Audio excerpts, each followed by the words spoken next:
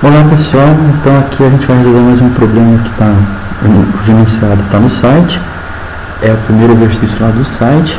Essencialmente a pergunta é a menor distância que o veículo, aí, no caso o trem, né, deve ser parado com aceleração constante, sem que caixas que estavam sobre seu piso deslizem, né?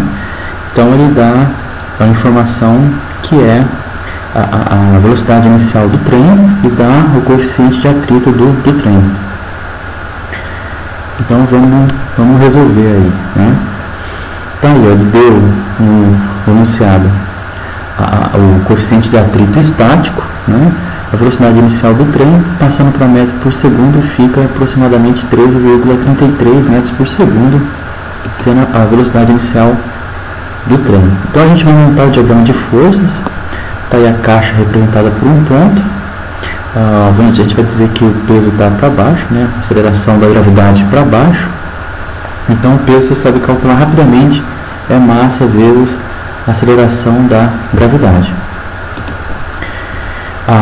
Como a caixa está sobre o piso do trem, então a presença de uma força normal. Essa força normal é a força que o piso aplica sobre a caixa, evitando, obviamente, que a caixa acelere para baixo, né? E aí, ó, força de atrito, né? Vamos supor que o trem está se deslocando da esquerda para a direita.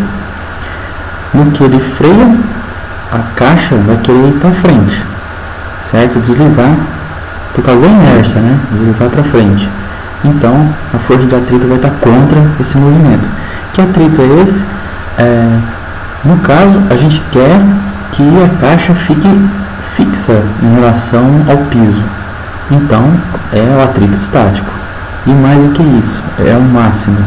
Porque a gente quer frear com o máximo, com a maior desaceleração possível, né? Então, a gente vai aproveitar aí da força de atrito estática máxima. Então, agora, em geral, a gente monta em problemas como esse a direção vertical primeiro, que é onde está a normal. Você já vai ficar claro para você por quê. Então a gente vai chamar de positivo para cima, né? A gente chamando aí de y, né? Essa direção. Então como é que você monta a segunda lei de Newton? Ó, repara que a força normal entra positiva, porque está orientada no mesmo sentido que a gente chamou de positivo, e o peso está contra, então ele entra negativo. A caixa, você vai se perguntar, a caixa acelera? Ela sobe? Tem um efeito acelerado para cima? Não. Efeito acelerado para baixo? Não. Porque a caixa se mantém fixa, né, em cima do piso do trem, né? E aí, então, se a aceleração em y é zero, massa vezes aceleração nula, é zero também, né? Com isso é só isolar aí o P, e aí você vai usar a fórmula que peso é massa vezes gravidade, aceleração da gravidade, como eu usei aqui. Agora a gente vai para a direção do x, né, e vamos chamar de positivo para direita, né? Quais são as forças envolvidas no x? Apenas o atrito. É o atrito que vai parar a caixa, hein? Tenta pensar sobre isso. O atrito entre o piso e a caixa que vai parar a caixa. A gente vai chamar de positivo para frente. Então, quando a gente aplica a segunda lei, essa força entra negativa, né? Porque ela está no sentido contrário. É igual a massa vezes a aceleração, né? O que a gente deve fazer aqui agora? Vamos usar a fórmula da força de atrito estática máxima, né? Ele é o coeficiente de atrito vezes a normal, certo? Só substituir a fórmula. Quando a gente fez a direção do y, já nos deu quem que é a normal, vai dar esse produto da massa pela gravidade, e a gente substitui aqui. Esse foi o motivo da gente ter começado pela direção do y. Então tá aí a relação que a gente obtém simplesmente trocando a normal por mg, para esse caso, né? Nem sempre a normal dá mg, claro, né? Aí você vai ver que as massas se cancelam, ou seja, independe da massa da caixa.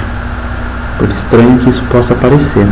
Então a aceleração é μs vezes g, negativa, querendo dizer que a velocidade vai diminuindo, né, conforme o tempo passa.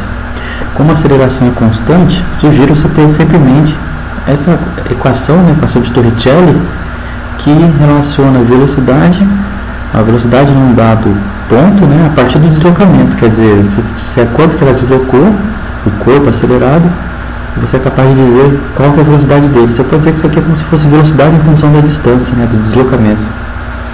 Então a gente viu que a aceleração é menos μsg, só substituir, ficou assim. Vamos isolar a distância, né? Porque a pergunta dele é qual a menor distância. Então vamos calcular a distância, você isola, dá uma trabalhada aí na equação, isola o D, obtém isso aí. Agora é só substituir os valores que a gente tem, correto? Velocidade inicial é essa, velocidade final, a caixa parou, né? O trem está parando, final é zero, o produto dessas quantidades, e após você ter feito as simplificações, aí vai dar esse resultado aproximado. Então o vídeo termina por aqui.